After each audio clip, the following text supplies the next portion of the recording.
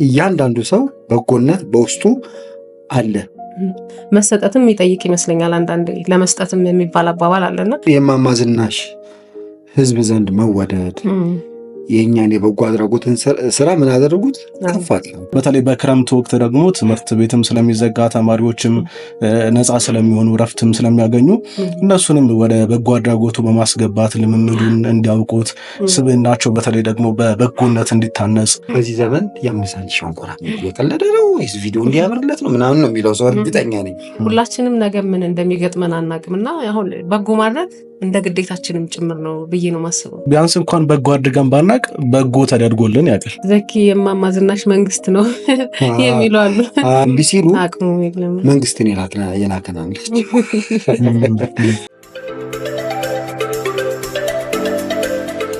ሰላም ጤና ይስጥልን ክቡራን ተመልካቾቻችን፣ ፋና ፖድካስት ወቅታዊ ዝግጅታችን ላይ ነው የምንገኘው። ዛሬ በወቅታዊ ዝግጅታችን ደግሞ ስለ በጎነት እናወራለን። በጎነት ምንድነው? መገለጫዎች ውስጥ ምን ናቸው? በሚለው ላይ ልንወያይ እዚህ አንድ በጎ አድራጊ ስቱዲዮ ጋብዘናል። በጎ አድራጊው ደግሞ ዘካሪያስ ኪሮስ ይባላል። በአብዛኛዎቹ ዘንድ የሚታወቀው የዘኪ የእማማ ዝናሽ ልጅ በሚለው ነው። እሱን እንግዲህ ጋብዘነዋል። እኔ አመለወርቅ ደምሰውና ባልደረባዊ ብርሃኑ አበራም እዚህ ስቱዲዮ ይገኛል። አብራችሁን እንድትቆዩ ጋብዛለን። ዘኪ እንኳን ደህና መጣህ። ስለመጣህ ደስ ብሎናል። እኔም ደግሞ በጣም ነው የማመሰግነው አክብራችሁ ስለጋበዛችሁኝ። እግዚአብሔር ያክብራችሁ። እንግዲህ ቅድምም እንዳልኩት ዛሬ ስለ በጎነት ነው የምናወራው። በጎነት ምንድነው በሚለው ላይ መገለጫዎች ውስጥ ምንድናቸው የሚለው ላይ ሰፋ ያለ ውይይት እናደርጋለን። እዚህ በጎ አድራጊም ስላለ የሚያቅፍም ሰው ስላለ ስለሱ በደንብ እናወራለን ብለን እናስባለን። ይህም እንዳልሽ ነው እንግዲህ ዛሬ በዋናነት ጉዳያችን በጎነት ላይ ነው የምናወራው። አንድ በጎ አድራጊም አለን ዘኪ እንግዲህ አብሮን ነው። በጎነት እንግዲህ በነገራችን ላይ በርካታ ዓለም አቀፍ ማህበራዊ፣ ኢኮኖሚያዊ፣ አካባቢያዊ ችግሮች የሚፈቱበት ትልቅ ቁልፍ ነው። በጎነት ቢኖር ይቻላል። በጣም እውነት ለመናገር ጥሩ ትሆን ነበር ይባላል። በጎ አድራጊዎች ቢበራከቱ፣ በጎ አድራጊዎች ቢበዙ። እንዳልኩት ነው እንግዲህ በጎነት በርካታ ነገር ነው። ጨዋነት ነው በጎነት፣ መልካምነት ነው፣ ልገሳ ነው በጎነት፣ ፍትሐዊነት ነው። እነዚህን ነገሮች ሁሉ የያዘ ነው በጎነት እና እንግዲህ እኛ በጎ አድራጎቱ ላይ እንኳን ባንኖርበትም በጎነትን በቃላት ደረጃ ቢሆንም የምናውቀው በእርግጥ እንግዲህ ትንሽም ልንሞክር እንችላለን። ግን ዛሬ በዋናነት አንድ በጎ አድራጊ ያለን ዘኪ ከኛ ጋር ነው እና በእርግጥ አሁን በጎነት በጎ ለሚያደርገው ሰው የተለየ ስሜት እንደሚኖረው እርግጠኛ ነኝ። የተለየ በጎነትን የምትገልጽበት መንገድ፣ የምታይበት መንገድ፣ ወደ ውስጥ የምታሰርጽበት መንገድ ይለያል ብዬ ገምታለሁ እና በጎነትን አንተስ እንዴት ነው የምትገልጸው ዘኪ? ያው ለትህትና ነው እንጂ እናንተ በጎነት ውስጥ ምናምን የለንም ያላችሁት።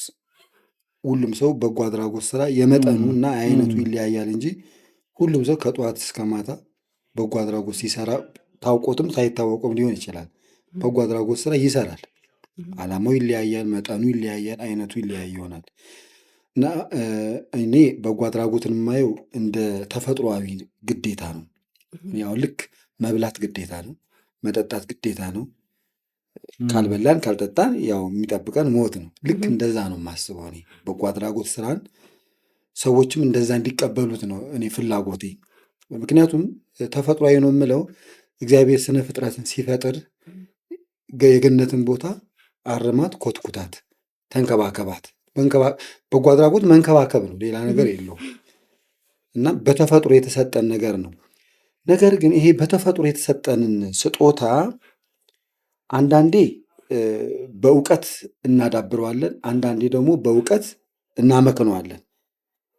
ያንን የማሳደግ ያለማሳደግ ጉዳይ፣ ያንን ቅድም እንዳልከው የበጎ አድራጎት ስራ የሚሰሩ ሰዎችን የማበረታታትን ያለማበረታታት ጉዳይ ነው እንጂ እያንዳንዱ ሰው በጎነት በውስጡ አለ። ክፉ ነው ያልከው በምድር ላይ በጣም ክፉ ነው ያልከው ሰው ስም መጥቀስም ባያስፈልግ እንግዲህ በጣም ክፉ የተባሉ የዓለምን በጣም ሲበጠብጡ የነበሩ ሰዎች የታወቁ አሉ። እነሱ ጭላንጭል በጎነት ነበረባቸው። ጭላንጭል ከየትም አላገኙትም፣ ከተፈጥሮ ነው። ያንን ግን የሚያበረታታላቸው ወይም ሌላ ያንን ነገር እነሱም አንብበውም ሊሆን ይችላል፣ ከአካባቢያቸውም ሊሆን ይችላል ቢያሳድጉት ኖሮ ያ መጥፎ ድርጊታቸው የመጥፎ ነገር ድርጊታቸው ተጽዕኖ ወደ በጎ አድራጎት ስራ ተጽዕኖ ነበር ከፍ የሚለው። እነ ማር ቴሬዛ እኮ ከየትም አላገኙትም።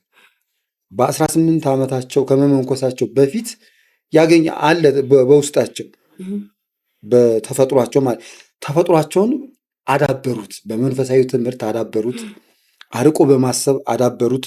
የተራቡ የተጠሙትን የተጣሉ ሰዎችን እንደ ምናምን የተጣሉ ሰዎችን ሲያዩ በማዘን አዳበሩት። ሌሎችም የሀገራችን ስትመጣ እነ ክብርት ዶክተር አበበች ጎበና እንዴት ነው የጀመሩት? እሳቸው በጎነት ሊጀምር ብለው ነው እንዲ አስበው የሆነ አይደለም እኮ ግሸን ማርያም ሊሳለሙ ሂደው እኮ ለመንፈሳዊ ሄዱ። ያ የተፈጥሯቸው ነገር በሁለት ህፃናት ላይ ተገለጠ። እግዚአብሔርም ያንን ነገር አበዛላቸው። ቢንያምንም ውሰደው ከዛ ከሞቀ ካማረ ከአሜሪካን መጥቶ እኛ የምንጓጓለትን አሜሪካ በእግር በፈረስ ካልሄድን የምንላትን ሀገር ትቶ እዚህ ያመጣበት ዋናው ምክንያት አለው ውስጡ በተፈጥሮ ያንን ነው ያዳበሩት። ብዙ መጥቀስ ይቻላል። የወደቁትን አንሱ መስራች ያው ስማቸውን በጣም የሚገርሙ ሰው ናቸው። አሁን ይህንን እነዚህን ሰዎች ማነሳል። እነዚህ ሰዎች ጀርባቸውን ብታጠና ምንም የገንዘብ አቅም የሌላቸው ሰዎች ናቸው። አብዛኞቹ የበጎ አድራጎት ስራ የሰሩ ሰዎች የወደቁትን አንሱ የመሰሩት ሰው እሳቸው ራሳቸው ወድቀው ነው። እንጦጦ ኪዳነ ምሕረት እዛ ቆስለው ወድቀው ነው ያው በመንፈሳዊ ነገር ያንን በጎነት ያጫየ ወድቀውም እንኳን ተረበውም ተጠምተውም እሳቸው ስለማብላት ነው የሚያስቡት። ተረበው አንተ ተርበሽ ስለማብላት ታስቢያለሽ? የሆነ ሰው ሰዓት ላይ የሆነ ሰው ሰጥቶኝ በልቼ ጠግቤ ብለን እናስባለን እንጂ እሳቸው ግን እዛ ወድቀው ቆስለው ወድቀው የወደቁትን ማነሳበት ጊዜ መች ነው ብለው ያስቡ ነበረ። ሀሳባቸውም ወድቆ አልቀረም። ከዛ ከነበረባቸው ህመም በዛ በእመቤታችን በኪዳነ ምሕረት ጸበል ዳኑ። እንዳሉትም እንደተሳሉት ድነው አሁን ትልቅ ድርጅት መስርተዋል። ብዙ ሰዎች የተራቡ የሚበላበት የተጠሙ የሚጠጡበት ብዙ ለአገራቸው ብዙ ስራ ሰርተው የተጣሉ ሰዎችን አንስተው እየጦሩ ነው። አየህ ማንኛችንም ይህንን ፕሮግራም ወይም መርሃ ግብር የሚከታተሉ ሰዎች በጎነት ለሆኑ ሰዎች የተሰጠ አይደለም። በዓለም ላይ ያለን ሰዎች ዓለም ሲፈጠር ጀምሮ የነበሩ ሰዎች እስከ ዓለም እስከሚያልፍ ድረስ በጎነት አለ። ተፈጥሯዊ ነው። ያንን ነገር እናዳብረው ነው። ባያውቁትም ያደርጉታል ነው። አዎ ባያውቁ። አሁን ለምሳሌ መንገድ ጠፍቶሽ ወንድሜ ወይ እህቴ እገሌ የሚባለው ያለበት ቤት የት ነው ስትዩ አያሳይሽም? በቅንነት አይሽ በጎነት እኮ ነው። የግድ ገንዘብ ስላላወጣ አይደለም፣ የሆነ ነገር ስላላደረገ በቃ አደረገ። በጎነት ማለት ይሄ ነው። ተሳስተሽ እኮ ገንዘብ ልታወጪ ትችያለሽ፣ በሌላ ቦታ ሄደሽ መራሽ። እሱ አይሽ ከትንሽ ጀምሮ ቆሻሻ ለምሳሌ በየቦታው አሁን ጽዳት ያው ለራስ ነው። አንዲት የተጠቀለለችን ቆሻሻ ምንም ብጥላት ምንም ላታደርግ ምንም ተጽዕኖ ላታደርግ በአካባቢው ጽዳት ላይ ምንም እንከን ላታመጣ ትችላለች ብዬ አስቤ ዝም ብዬ ቦረውራት የተፈጥሯዊ በጎነቴን እያዳፈንኩት ነው። ጥቂት ይመስለናል፣ ግን አንስቼ ጋርቤጅ ውስጥ ወይ የቆሻሻ ማጠራቀሚያ ውስጥ ብጥላት በጎነት ነው። ልምምዱ ከፍ እያለ ከዛ ስብዕና ግንባታውን በዛው ልክ ነው የሚጨምረው፣ ያድጋል። ያበረታታውም መሄድ አለብህ። የሚያበረታታ እንትን ያስፈልጋል ማለት ነው፣ ምንም ጥያቄ የሌለው ነገር። ስለዚህ ሰዎች ይህን መርሃ ግብር የሚከታተሉ እህት ወንድሞች፣ እናትና አባቶች ገንዘብ የለኝም፣ እውቀት የለኝም፣ ማህበረሰብ አስተዳደጌ የሆነ መጥፎ አስተዳደግ ነው፣ የሆነ እንደዚህ እንትን ብያለሁ፣ የሆነ ነገር የለኝም እንዳይል በተፈጥሮ የተሰጠናል፣ ውስጣችን ጋር አለ ነው። በጎነቱ ማንም ሰው ጋር አለ። የመጠቀምና ያለመጠቀም ጉዳይ ነው። የታደሉት ይኸው ቅድም የጠቀስኩላቸው ሰዎች አይነት ከዓለም አቀፍም ከሀገር ውስጥም የጠቀስኩት አሳደጉት። በዛው ተቃራኒ ደግሞ በጎነትን አዳፍነው ሌላ ለዓለም ሸክም የሆነ ነገርም ደግሞ ያስፋፉ ሰዎች አሉ። እውነት ነው። አንተም እንግዲህ እንዳልከው በጎነት ተፈጥሯዊ ነገር ነው። ግን ደግሞ በጎነት ተፈጥሯዊ ነገርም ቢሆን ስብዕና ግንባታ የሚያስፈልገው ልምምድ የሚያስፈልገው በርካታ ስራዎች መሰራት አለባቸው እና እንደኛ ሀገርም እንግዲህ ባለፉት ጥቂት ዓመታት በተለይ የክረምት በጎ ፈቃድ ላይ በትኩረት እየተሰራ ይገኛል። በተለይ ደግሞ ብሔራዊ የበጎ ፈቃድ ማህበራት አገልግሎት የሚባልም መርሃ ግብር ተጀምሮ ክልል ከቦታ ቦታ እየተንቀሳቀሱ ወጣቶች በተለይ በክረምት ወቅት ደግሞ ትምህርት ቤትም ስለሚዘጋ ተማሪዎችም ነፃ ስለሚሆኑ ረፍትም ስለሚያገኙ እነሱንም ወደ በጎ አድራጎቱ በማስገባት ልምምዱን እንዲያውቁት ስብዕናቸው በተለይ ደግሞ በበጎነት እንዲታነጽ የማድረግ ስራ እየተሰራ ይገኛል እና ይሄ ደግሞ በተለይ ብሔራዊ አንድነትን ከማምጣት የማህበራዊ ትስስሩን መስተጋብሩን ከማጠናከር ሌላ ክልልም እየሄዱ ትልቅ አንዱ የአንዱን ባህል የማወቅ አንዱን የመረዳት ነገር አለና በጎ ፈቃድ በዚህም መልኩ እንደ ሀገርም ደግሞ ጠቀሜታው ከፍተኛ ነው።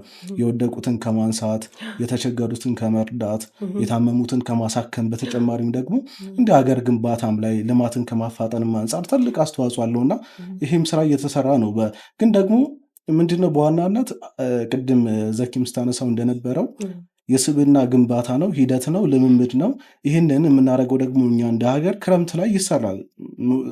ስራዎች አሉ፣ ክረምት ላይ ጅምሮች አሉ። ግን ደግሞ በጎነት ከአመት እስከ አመት መሆን ያለበት ነገር ነው፣ ሁሌ መደረግ ያለበት ነገር ነው እና ከዚህ አንጻር በርካታ ስራዎች የሚጠበቁብን ይመስለኛል። ይሄ ፕሮግራም በዋናነት የምንሰራው እንግዲህ በጎነትን ዘኪን አርአያ አድርገው ብዙዎች የበጎነት ተግባር ላይ እንዲሳተፉ ነው እና ክረምት ላይ ያለው ልምምድ ጥሩ ቢሆንም ግን ደግሞ ከአመት እስከ አመት የአንድ ወቅት ብቻ መሆን ስለሌለበት አሁን ዘኪም አንዱ ምሳሌ ነህ አንተ። ያው ወቅት ጠብቀህ ምናምን አይደለም አመቱ ሙሉ የተለያዩ ይሄ የምገባ ማለት አቅመ ደካሞችን የመመገብ ቤት የፈረሰባቸው የማሰራት ከጓደኞች ጋር ከዚህም በፊት እንደምሰራ ቃለሁኝ።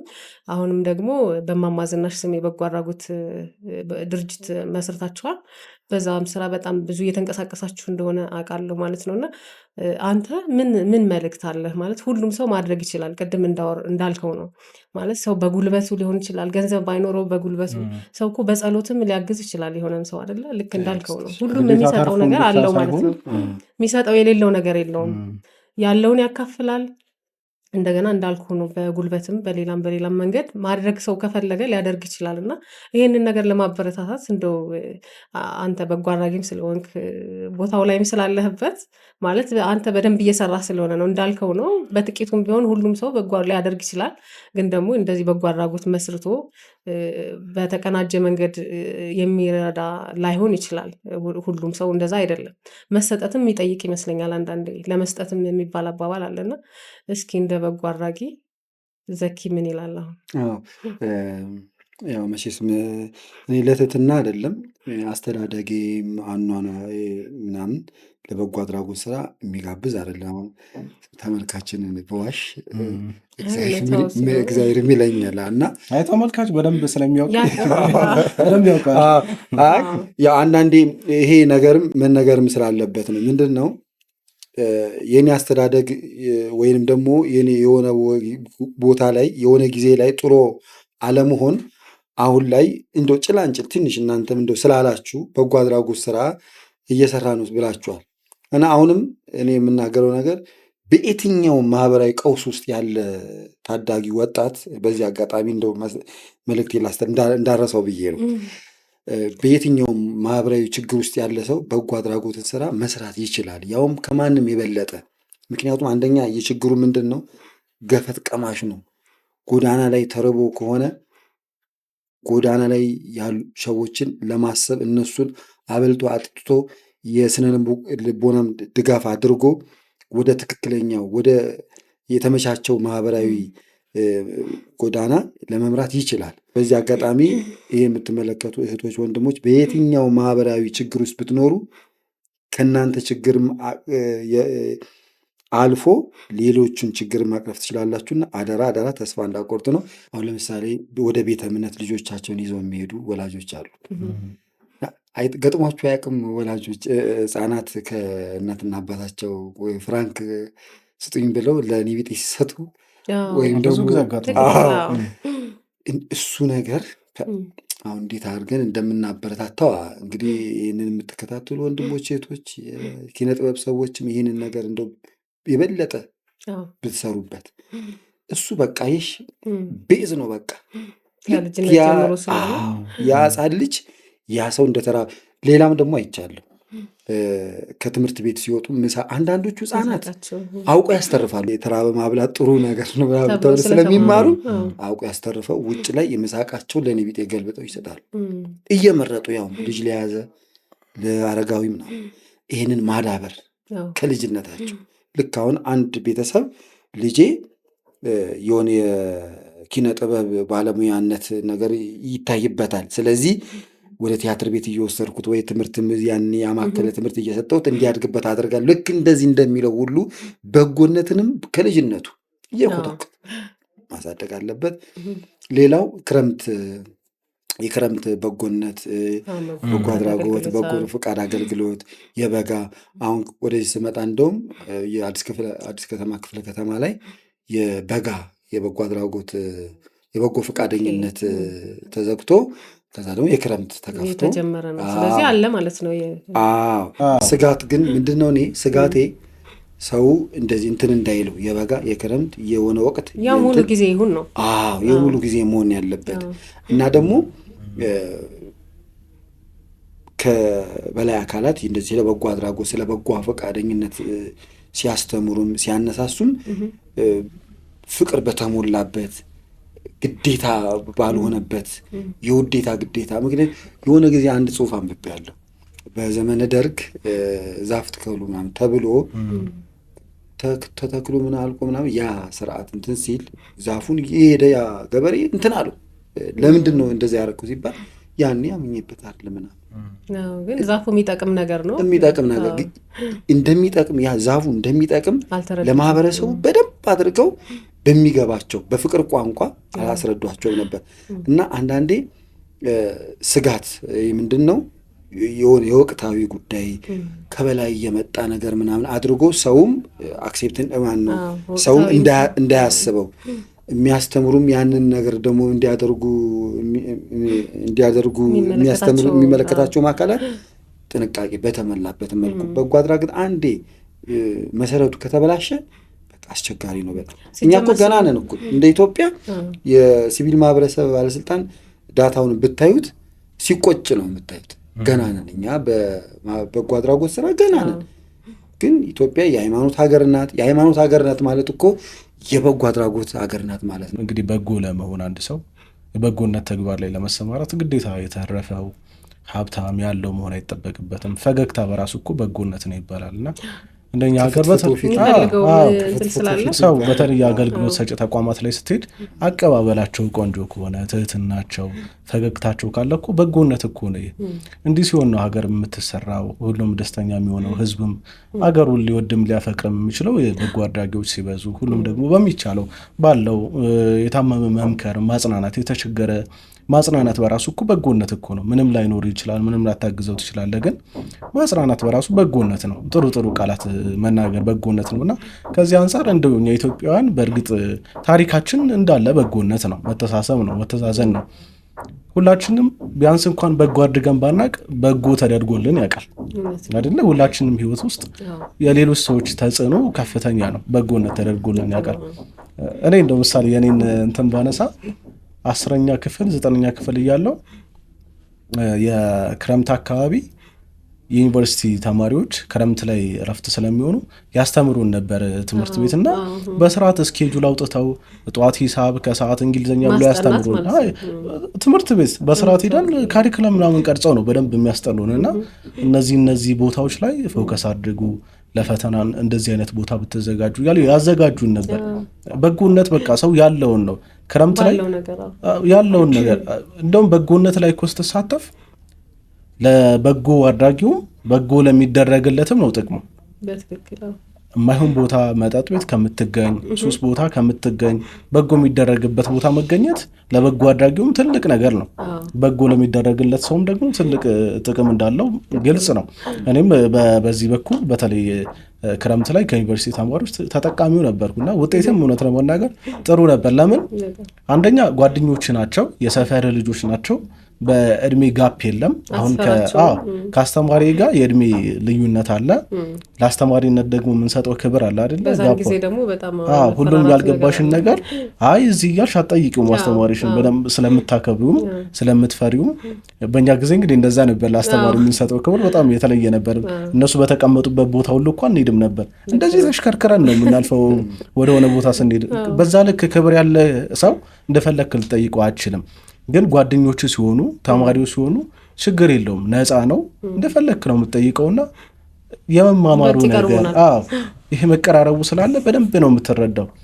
በጎ ሁላችንም በጎ ተደርጎልናል ብለን እናስባለን።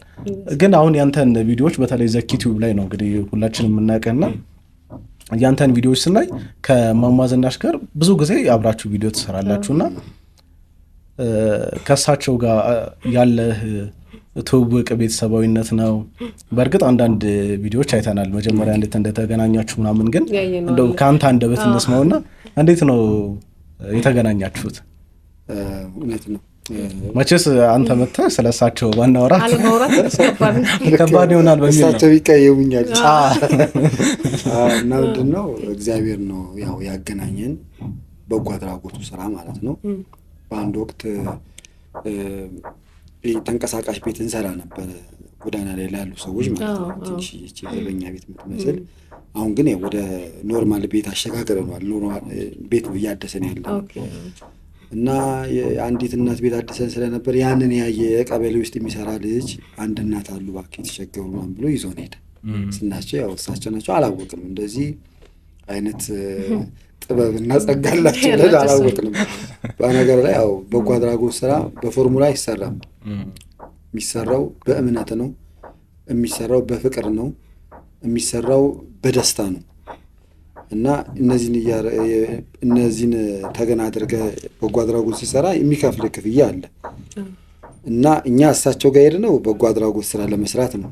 እግዚአብሔር ግን ለካ ያስቀመጠው ሌላ ነገር ነበርና የእሳቸው ጋር የምንሰራው ነው በጎ አድራጎት ስራ እያንዳንዱን እንቅስቃሴያችንን ማህበራዊ ሚዲያ ላይ እንለቅ ነበረ። ሰው ከበጎ አድራጎት ተሻግሮ መሳቅ እንደውም አንዳንድ ይቆጣ ነበረ። ሲስቁ ለምንድን ነው የምትስቁት በሳጭሉ ነበረ። የሆነ ሰዓት ላይ አብሬ መሳቅ ጀመርኩ። ስለዚህ በቃ ሌላ የተደበቀ እምቅ ማጽናናት ክሎት የሚገርመው ያው የሚገርምሽ እኮ 4 ልጅ ነው የሞተባቸው፣ ግን በቃ ተጽናንተዋል። እግዚአብሔር አበርትቷቸው ከ40 ምናምን ዓመት በላይ ብቻቸውን የኖሩ እናት ናቸው።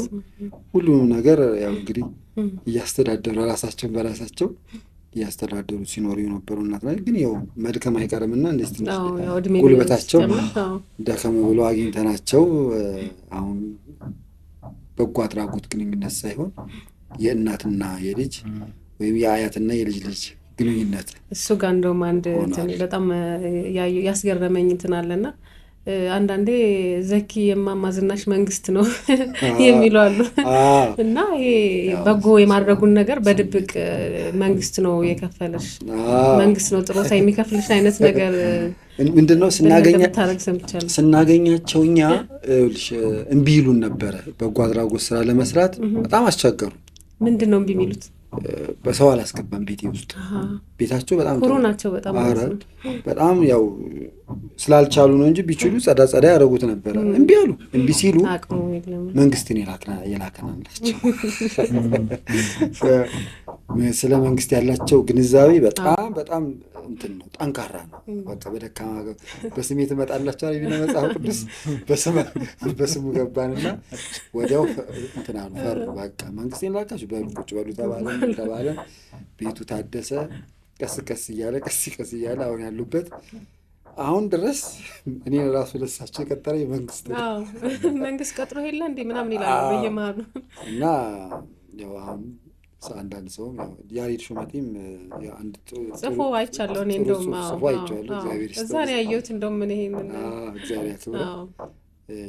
ለአንዳንድ እናቶች እንደዚህ መንግስት አላቸውና ለአንዳንድ እናቶች መንግስት እንደዚህ ስጣቸውና ብሎ ጽፏል። ዘኪ የእማማ ዝናሽ መንግስት ብሎ ነው። እና መጨረሻ ላይ ደግሞ ምን አደረኩኝ? ስለ ስራ ይነግሩኛል። በፊት በየቤቱ እየዞርኩ እንጀራ ጋግሬ አንድ እንጀራ ይሰጠኛል፣ ከዛ በወር 3 ብር ይሰጠኛል ሲሉ በዛውም ለጨዋታ ይሆናል አልኩና ጡረታ ውስጥ ተከበረ አልኳቸው። ከዛ እኔ እንጂ ምንም የመንግስት ስራ ሰርተው አያውቁም፣ ግን አመኑ። የለ ደስ አላቸው። በቃ እኔ የምፈልገው እሱን ነበረ። በቃ የሆነ ስራ ሰርቼ ጡረታ ተከብሮልኛል የሚል ሀሳብ እንዲያስቡ ስለንቦ ናቸው። በዛውም አደረኩም ላለ ማለት ይመስለኛል ትልቅ ነገር ነው። እና አሁን ጡረታ ላይ ናቸው ማለት ነው። በየጊዜው ይጨምራል፣ አንዳንዴ ይቀንሳል ጡረታ። አሁን ደግሞ በእሳቸው ስም የበጎ አድራጎት ድርጅትም ከፍታልና እስኪ ደግሞ እሱን እናንሳ።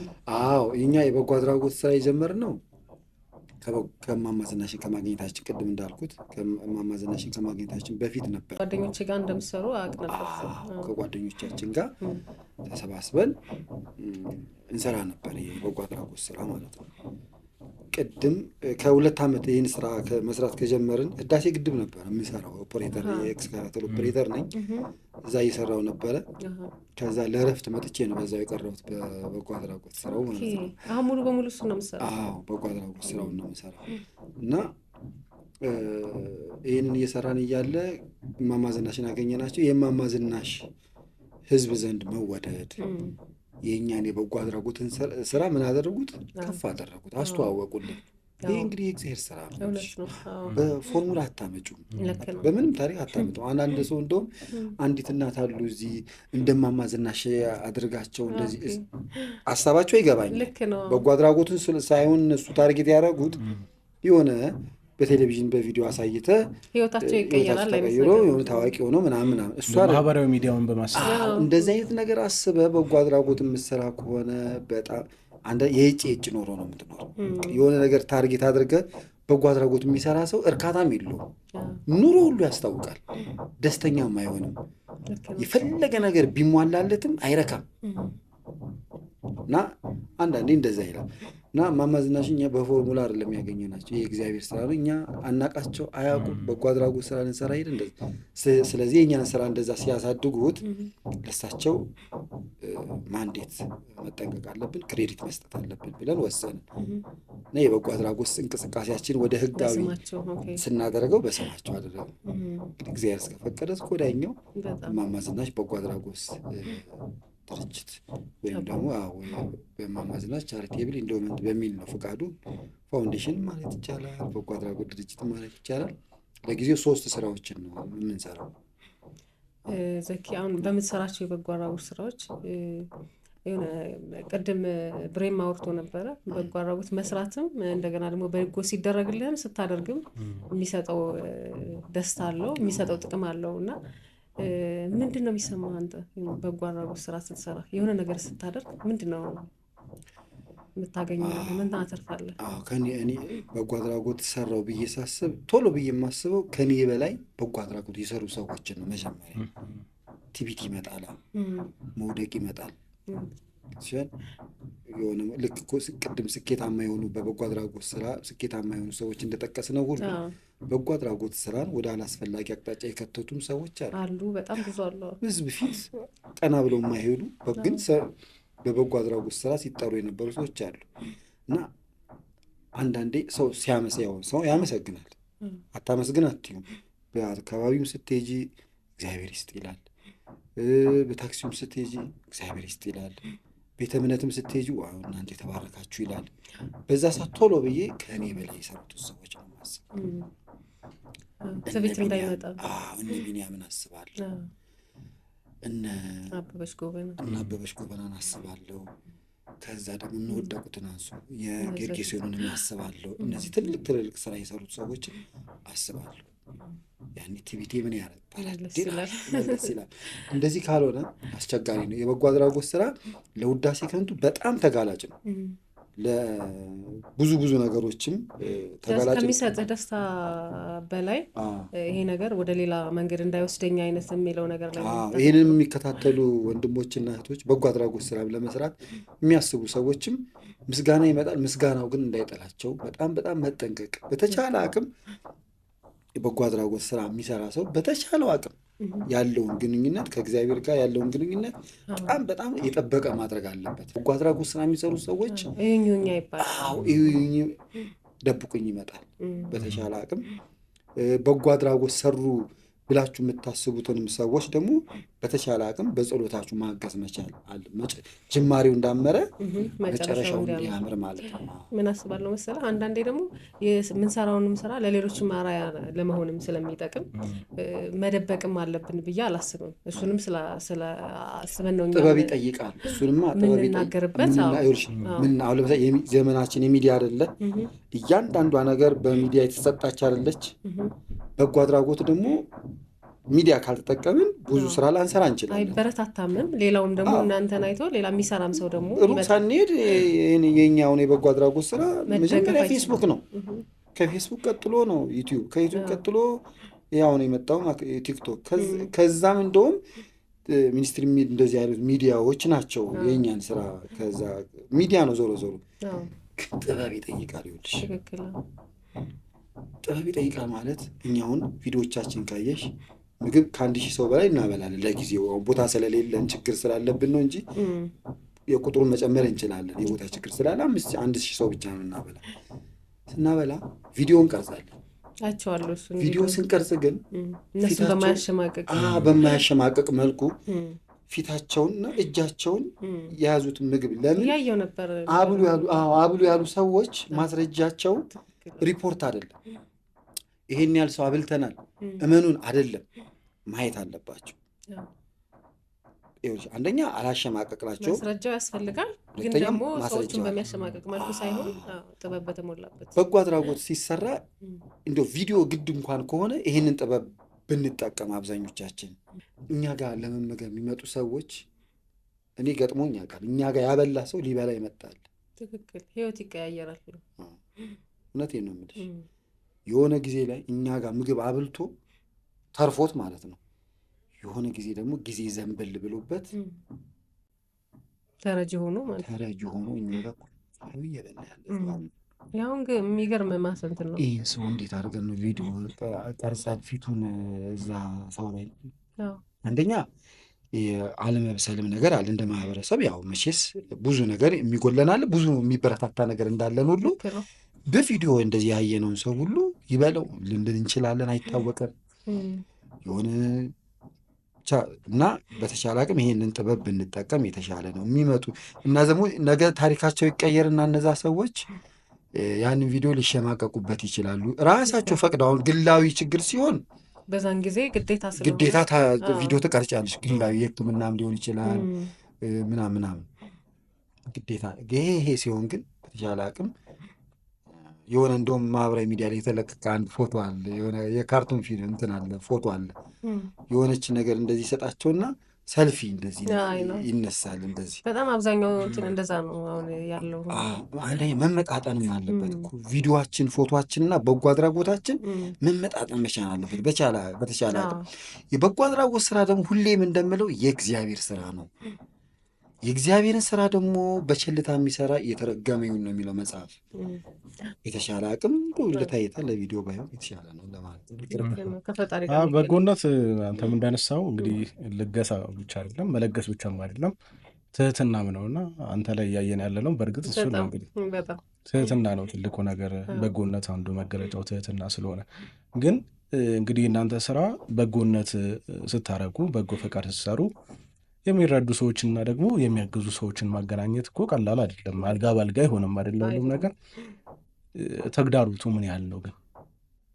ተግዳሮቶቹ ያለፉልን ተግዳሮቶች አሉ፣ ግን ደግሞ ያውን እየተጋፈጥናቸው ያሉ የምንጋፈጣቸው ያሉ 3 አይነት ናቸው።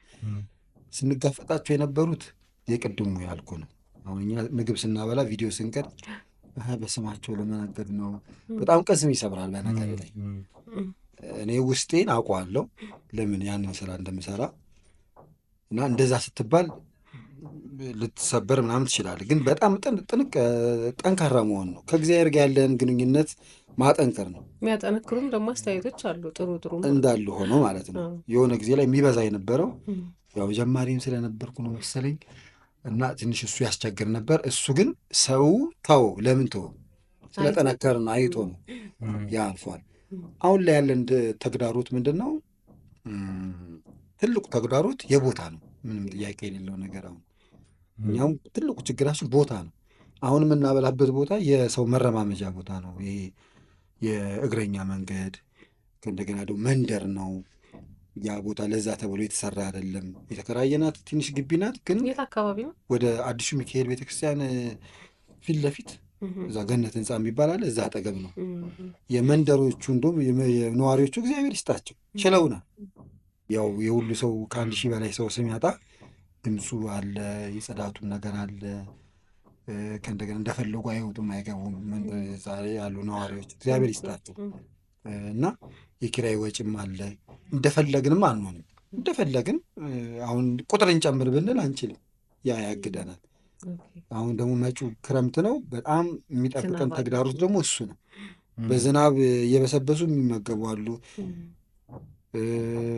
ጎርፍ አንዳንዴም ደግሞ ወንበራችን እንደዚህ ይወስድብናል። በጣም ብዙ ችግር ነው የሚገጥመን። ትልቁ ተግዳሮት እሱ ነው። ሌላ ችግር የለም። እግዚአብሔር የተመሰገነ ፈልገ ነው ያጣነው። እኛውን በጎ አድራጎት ስንሰራ 3 ስራዎች ነው የምንሰራው። ምግብ እናበላለን፣ የአቅመ ደካማ ቤት እንሰራለን፣ ገላ አጥበን ልብስ እናለብሳለን። በሶስቱም የገጠመን ነገር ይሄ ነው።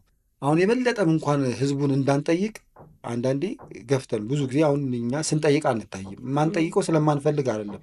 ሳታውን የት እናደርገዋለን? እንዴት አድርገን እናስተናግዳለን ህዝቡን ነው እና የቦታ ነው እንጂ ሌላ ምን። እግዚአብሔር ስሙ የከበረ የተመሰገነ። ስትሰጥ የምትሰጠውን ሰው ማፈር አታሳይበት ነው እንግዲህ የሚባለው። እናንተም እንደዛ ነው እየሰራችሁ ያላችሁት። በእርግጥ ግን ሰው ብቻ ምንም ሰራህ ምንም በጎ ማረክ ክፉም መሳደቡ ወይ ጥሩም መጥፎም ኮመንት አለ፣ መጥፎ ማስተያየት አለ። የትኛውም ቦታ ሰው ምንም ብታረግ ይታቻል። አንዳንድ ቅድም እንግዲህ እንዳልከው አንተም ከታች ጀምሮ የግንባታ የስብዕና ግንባታ ስራ መሰራት አለበት። ልጆች እንግዲህ በበጎነት የተሞሉ ለበጎነት ቅርብ የሆኑ ልጆችን ማፍራት ካስፈለገ፣ እንደዚህ አይነት ትውልድ መፍጠር ካስፈለገ ከልጅነት ጀምሮ ነው መሰራት ያለበት። ከዛ አንጻር ነው በውሃ ላይ ስትራመድ ቢያይህ ዋና አትችልም ነው የሚልህ እንጂ አይገረምም በስራና ምንም የሚሰጡ አስተያየቶች በተለይ እናንተን አርአያ አድርገው አሁን ከታች እየመጡ ያሉ ጀማሪዎች በእንደዚህ አይነት አስተያየት ቅስማቸው ሊሰበር ሊሸማቀቁ ወደኋላ ሊሉ አይገባም። ይህን ነው እንግዲህ ለተመልካችኛ ማስተላለፍ የምንፈልገው። እናንተን አርአያ አድርገው በጽናት በበጎነት እንዲቀጥሉ ነው ዋና ሀሳባችን። ቅድምም አንስተዋል። የሆነ በጎ ያደርግ የነበረ ለሌሎቹ ይሰጥ የነበረ ሰው እንደገና እሱ ሊደረግለት እኛ ጋር መጥቶ አይተናል። ይሄ በጣም ትልቅ ነገር ነው። በነገራችን ሁላችንም ነገ ምን እንደሚገጥመን አናቅም እና አሁን በጎ ማድረግ እንደ ግዴታችንም ጭምር ነው ብዬ ነው ማስበው። አረጋውያንን መደገፍ። እኔ አሁን አንዳንዴ እማማ ዝናሽን ሳይ በጣም ነው በቃ ማለት የኢትዮጵያ እናቶች የትኛዋም እናት እንደዚ አይነት የሚንከባከባት ሰው ያስፈልጋታል። ደግሞ አለን በጣም ማለት በእንትን ቢል ኖሮ ማለት ቢስፋፋ ኖሮ አንተ እንዳልከው ይሄ በጎ ማድረጉ ስራ ቢሰራበት ኖሮ ማንም ጎዳናም አይወጣም፣ ማንም አይቸገርም። ልክ እንዳንተ እንደዚህ ያልወለዱ ያላሳደጉህን እናት ነው እንግዲህ ሁሌም በምናየው። እኔ በጣም ነው የምደነቀው። ማለት ተፈጥሯዊ እናት ያለው አይነት እንትን ያላችሁ አቀራረባችሁ ራሱ ይገርመኛል እኔ ማለት ነው። እና መስራት ይቻላል፣ ማድረግ ይቻላል። ሁሉም የራሱ የሚያደርገው ነገር አለው ብዬ ነው ማስበው እና ነገ ደግሞ እኛ ምን እንደሚገጥመንም ስለማናቅ ለራሳችንም ስንል ነው የበጎ አድራጎት ነገር መስራት በጎነት ለራሱ ነው ይባላል እኮ የሚል ነገር ነው እኔ ያለኝ እና እንግዲህ በጎነት እንደዛ ነው። በነገራችን ላይ አሁን ደግሞ ማህበራዊ ሚዲያው በስፋት ይሄ በጎነትንም ከማሳየት አንጻር የእናንተን ስራዎች በትውልዱ እያየ ያለው እንግዲህ ማህበራዊ ሚዲያ ላይ ነው። ማህበራዊ ሚዲያን ለበጎ ከተጠቀምንበት ለበጎ ስራ መጠቀም እንችላለን። እንደዚህ በጎነትን ለማስተማር መልካምነትን ለማስተማር እንጠቀምበታለን። ስለዚህ ማህበራዊ ሚዲያው ትልቅ አስተዋጽኦ አለው ብዬ አስባለሁ። እናንተም የመጣችሁት በዛ ስለሆነ ነው። ማህበራዊ ሚዲያና በጎነትን በተመለከተስ ምን ትላለህ ዘኪ አንተ? እዚህ ላይ እንግዲህ ያው ብዙ ነገር ሊባል ይችላል። አሁን እያዳንንም እየከደለንም ያለው የማህበራዊ ሚዲያ አጠቃቀማችን ነው እና ያው ሁሌ እንግዲህ ምንድን ነው የምለው ከዚህ በፊትም የሆነ ቦታ ብያለሁ። እሳት አሁን አንተ አሁን ብታያይዝ ምንድን ነው የምታደርገው? የሆነ ምድጃ ላይ እሳት ከማርገብገብ ሌላ ማርገብገብ ባትችልና ወይም ደግሞ ማርገብገብ ባትፈልግ ምንድን ታደርገው? እፍ ነው የምትለዋ በጣም ሻማ እዚህ ጋር ለኩሰህ ደግሞ ማጥፋት ስትፈልግስ እፍ ነው የምትለው። ሁለቱም ቦታ እፍ ነው የተጠቀምከው። ተመሳሳይ ነገር አንዱ ለማጥፋት አንዱ ለማልማት። ማህበራዊ ሚዲያም እንደዛ ነው፣ አጠቃቀም ነው የሚወስኑ። አሁን አንዳንዴ ኧረ ከዩቲዩብ ፌስቡክ በጣም ያስጠላል፣ ኧረ ከፌስቡክ በጣም ቲክቶክ መጥፎ ነው ይባላል። አጠቃቀማችን ነው። የምፈልገውን ነገር ነው የሚያመጣልኝ። ቲክቶክን ቢሆን ሁሌ አሁን መዝሙር ብሰማ ተከታታይ የሚመጣው መዝሙር ነው። ዘፈንም ብሰማ ዘፈን ነው ይመርጥልኛል። ዘፈንም ራሱ ይመርጣል። ዘፈንም ራሱ የገሌ ካልኩት ደግሞ የገሌም ብቻ፣ መዝሙርም የገሌ ካልኩት እንደዚህ፣ በጎ አድራጎት ስራም ካልኩት ሁሌ በጎ አድራጎት ስራ የሚያመጣ፣ የእገሌን በጎ አድራጎት ካልኩ የገሌን፣ የምርጫ ጉዳይ፣ ጦርነት ካልኩት ጦርነትን መርጬ ደግሞ ብዙ ዓለም ላይ ያጨፋጨፈ ካልኩት የሚያመጣልኝ። ማህበራዊ ሚዲያ ላይ ቁልፉ በጣታችን አጠቃቀም ነው የሚወስነው። እንደው በተቻለ አቅም በፌክ ስምን በፌክ ስም ምናልባት የምንጠቀም ሰዎች እና መጥፎ ነገር የምንሰራበት ሰዎች ሰው ላያቃቸው ይችላል። አንድ እግዚአብሔር ግን ያውቃቸው። ኧረ እሱን ማናርቀው ህሊና የሚባል እግዚአብሔር ስትሽ ህሊና የሚባል ነገር አለ። በእኔ በአንዲት ብጣቂ ጽሁፍ አንዱ ብሔር ከአንዱ ብሔር፣ አንዱ ሃይማኖት ከአንዱ ሃይማኖት፣ አንዱ የበጎ አድራጎት ስራ ሊሰራለት የነበረ ሰው ሲከሽፍበት፣ ይሄ እኮ ምንም ጥያቄ በጎ አድራጎት ተፈጥሯዊ ስለሆነ ባልሰራኸው መጠንም ጸጸቱም ያበዛው ልክ ነው። እሱንም ባዳፈንክ ቁጥር ጸጸቱ በዛው ልክ ነው።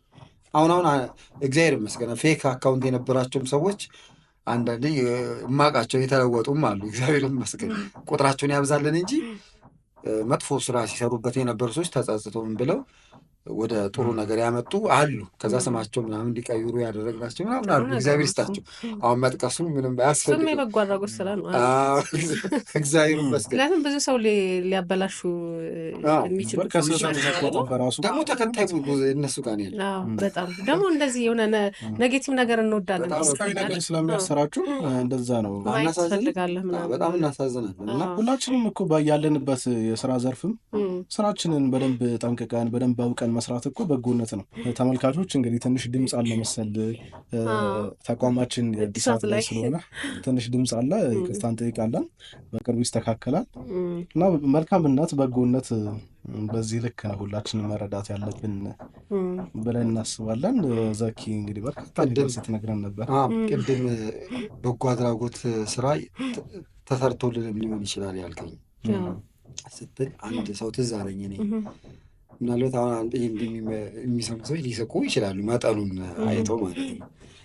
እኔ ድሮ እንግዲህ የሆነ ጊዜ ላይ ጎዳና ምናምን ቀምሻታል በልጅነት አካባቢ፣ ግን አውቃለሁ በደንብ እና የሆነ ጊዜ ርቦኝ እዚህ ወደ መርካቶ አካባቢ ቆሜ ሸሚም የሚባል ልጅ ስሙን አረሰው እና የ5 ሳንቲም ሸንኮራ ገዝቶልኝ ነበር። በጣም አስፈላጊ ነበር በዛ ሰዓት። አሁን በዚህ ዘመን የ5 ሳንቲም ሸንኮራ የቀለደ ነው ወይስ ቪዲዮ እንዲያምርለት ነው ምናምን ነው የሚለው ሰው እርግጠኛ ነኝ። እኔ ግን አረሰው እስካሁን ይንቆረቆራል። ያቸው የሸንኮራዋ ፈሳሽ አንጀቴ ላይ እስካሁን። ጊዜው እኮ ነው አሁን ያለበት ሁኔታና ጊዜው ነው አንድን ነገር የሚያደርገው። እያንዳንዳችን ይብዛ ሚነስም በጎ አድራጎት ስራ ተሰርቶልናል። እውነት ነው። አንደኛው ዋናው በፈጣሪ ነው። መፈጠራችን በጎነት ነው። ሁሉን ነገር አሟልቶ መስጠቱ መፈጠራት በጎነት ነው። የሁሉ ኃጢአት እየተሰራንም የሁሉ ኃጢአት በደል እየሰራንም መቻሉም እሱ በጎነት ነው። ከእንደገና ደግሞ በኑሯችን ደግሞ እያንዳንዳችን እየተከፈለልን የተሰራልን በጎነት አለ እና በዚህ አጋጣሚ ሸሚምንም አመሰግናለሁ። እኛም አመስግነናል። ለቅጽበት የሚደረግልህ ድጋፍ እኮ ህይወትን እናንተ በጣም ህይወትን የሚያተርፍ ለምሳሌ ከሆነ ነገር ላይ ልትወርቅና እንደው ለህይወትህ ስጋት የሚሆነ ቦታ ከሆነ ከታች ያለው ሰው ደገፍ አድርጎ ቢያተርፍ እኮ መልካምነት ነው፣ በጎነት ነው። ግን ህይወትን አትርፋለን። ሁላችንም ባያለንበት ቅንነቱ ቢኖረን በጎነቱ ቢኖረን የሰዎችን ህይወት ማትረፍ እንችላለን። ደግሞ በጎነቱም እየበዛ ሲሄድ ሀገራችንም ጥሩ የሆነች ሁላችንም ምንጓጓላት ምንሳሳላት መሆን ትችላለች። ብዙ ጊዜ ቅድምም አንተ አንድ ምሳሌ ስታነሳልን ነበር ራሱ ከጎዳና ላይ ተነስቶ መጨረሻ ላይ ጎዳና ላይ የወደቁ ሰዎችን እስከ መርዳት የደረሰ ሰው አለ ብለን ነበርና የአንተ ታሪክም እኮ የሚገናኘው ነው ከዚህ ጋርና እንዴት ነበር እሱ ህይወትስ?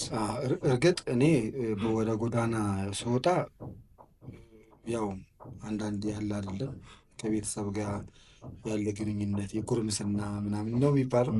እርግጥ እድሜ በጣም ዝቅተኛ ነው እና በዛን ወቅት ብዙ መከራዎችን አይተናል። ያው በጎዳና ላይ ረሃብ፣ በተለይ ረሃብን ለመጀመሪያ ጊዜ ያወቅሁት በጾም አይደለም በእንትን ነው በተግባር ከቤት ጠፍተህ ወጥተህ ነው? አዎ ከቤት ጠፍቼ መጀመሪያ የሄድኩት የት ነው? ናዝሬት ማን ነው ደብረ ዘይት ነው።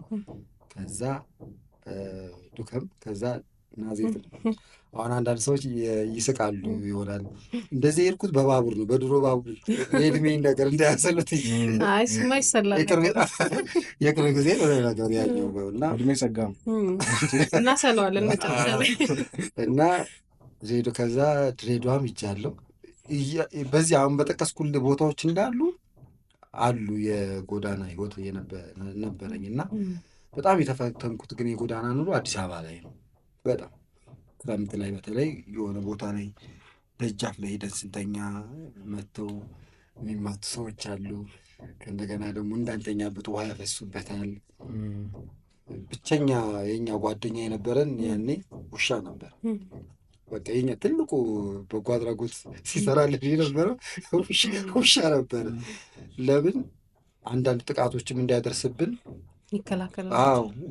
ድሩያውን የሆነ ልብስ ለብሰን ከተኛ ያ ልብስ እንዳንገፈፍ ምናምን ውሾቹ አያስጠጉም ሰው እና ያው እንግዲህ ምንድነው መመረቅ ነው ብቻ ውሾቹ ይቻላል እና ምንድነው እና በጣም ለጠላት ሽም አይስጥ የጎዳና ህይወት ለጠላት ሽም አይስጥ። በተለይ ደግሞ በወቅቱ የነበረው ያ ወንድ ራሱ ተፈጥሯዊ እንትን አለው ማንዴት አለው የሚከላከልባቸው ብዙ ነገሮች ምናምን እና ደግሞ የሚመጡ ፈተናዎችን በዛው ልክ ነው። ከጾታ ጾታ ይለያያል። ሴቶች ደግሞ በዛ ነው በጣም ነበረ የሚፈተኑት።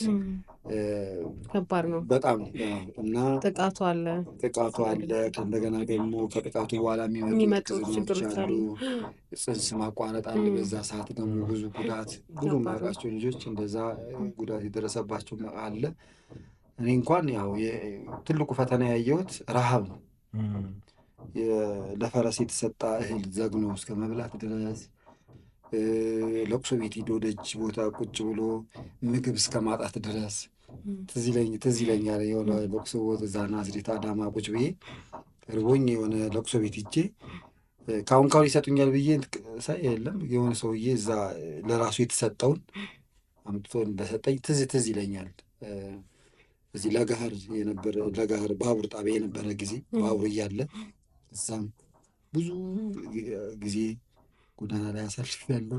ከዛ ደግሞ እዚህ መርካቶ ቦምብ ተራ አካባቢ በትርክል አዳራሽ የሚባል አለ ወደ ምዕራብ ሆቴል አካባቢ እዛም ትንሽ ደግሞ አንድ በጣም አስቸጋሪ የገጠመኝ ምንድን ነው፣ አሁን ህንፃ ተሰርቶበታል ወደዚህ ወደ እንደ አንዳንድ እኮ እንደው ህልም ነው የሚመስለው ማርያምን አንተው ስታየው ከረጅም ጊዜ በኋላ ቅዱስ እና እዛ ቦታ ላይ ተኝቼ ያው ስም መጥቀስም ማን እንደሆነ ግለሰቡን አላውቀውም። እርግጥ ግን የሆነ የተቋም ተወካይ መጥቀስ ስላልፈለኩኝ ሚዲያ ላይ ብቻ የሆነ የጸጥታ አካል እና ምንም ያደረኩት ነገር የለም።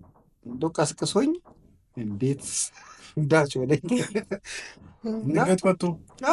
እኔ አሁን እስካሁን ይታወቀኛል። ጥፊው ስለማይረሳ እንትኑም አይረሳኝም። ምክንያቱም አይረሳኝም። ምክንያት የለኝም። ምክንያት የለውም። እንደዛ የማታሱ ምክንያት አንዳንድ ሰዎች ቀሰቀሰኝ፣ ደረገመኝ፣ በጣም ደነገጥ። ለምንተኛ ምንድን ነው ይሆናል። አንዳንዴ ደግሞ ምን ችግር ይፈጠራል? እነዚህ ሌሊት የሚሰርቁ ሰዎች ይሰርቁና ይደበቃሉ። የሚደበቁት ምንድን ነው? ቡትቱ ልብስ ለብሰው ምናምን የጎዳና ላይ ያሉ ሰውን መስለው ነው የሚተኙት። ስለዚህ የሆነ የገጠመው ነገርም ሊኖር ይችላል። ተጠቂ ይሆናሉ እነዛ ጎዳና ያሉ ሰዎች ማለት ነው። እኛ ጋር እኮ አሁን እኛ ምግብ ያቋቋምኩት ድርጅት ላይ ከጎዳና አንስተን ስርዓት ይዘው በጣም ታማኝ የሆኑ ልጆች አሉ፣ ከኔ የበለጠ የሚሰሩ እውነቴን ነው።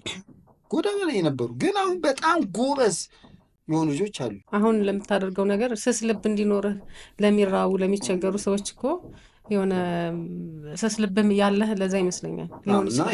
አሁን ላይም ችግር ላይ ያላችሁ ሰዎችም እኔ አሁን ችግር የተቀርፎልኛ እያልኳቸው አይደለም፣ ግን የሰዎችን ችግር መቅረፍ በራሱ ራሱን የቻለ የራስን ችግር መቅረፍ መቻል ነው እና አሁንም የሆነ ማህበራዊ ችግር ውስጥ ያላችሁ ሰዎችም ይሄ ችግር አልፎ እናንተ የሌሎችን ሰዎች ሸክም የምታቀሉበት ጊዜ እንደሚመጣ እርግጠኛ ነኝ። በጣም ጠንካራ፣ በጣም ከእግዚአብሔር ጋር ያላችሁን ግንኙነት የበለጠ አፋፍታችሁ በጎ ስራ ወደ በጎ አድራጎት ስራ የምትቀይሩበትን ነገር እንጠብሳችሁ።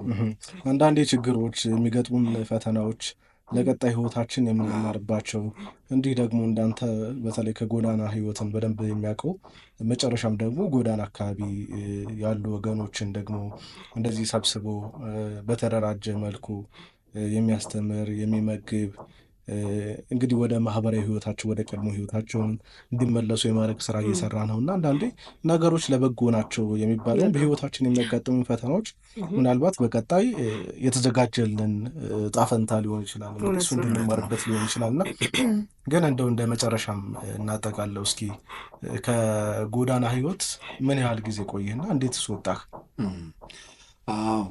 ቢያንስ አመት ከ6 ወር አካባቢ ቆይቻለሁ። አንዳንዴ መሀል ላይ አቋረጥና የአመት ከ6 ወር ቀጥታ ነው። አንዳንድ ከዛ በኋላ ከአመት ከ6 ወሩ በኋላ ደግሞ አንዳንዴ 2 ወር ወደ ቤት ተመልሰህ እንደገና ትመጣለህ ይገባል።